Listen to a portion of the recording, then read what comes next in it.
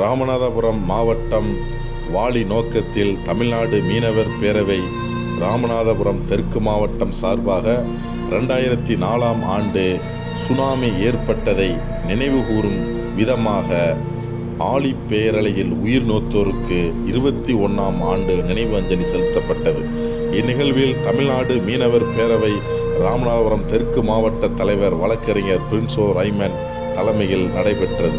இதில் ராமநாதபுரம் வடக்கு மாவட்ட தலைவர் வேலாயுதம் முன்னிலை வைத்தார்.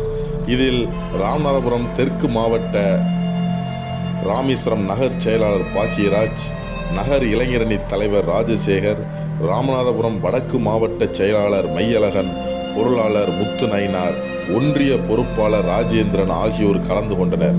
நிகழ்ச்சி ஏற்பாடுகளை ராமநாதபுரம் தெற்கு மாவட்ட இளைஞரணி தலைவர் ரமேஷ் ஏற்பாடு செய்திருந்தார்.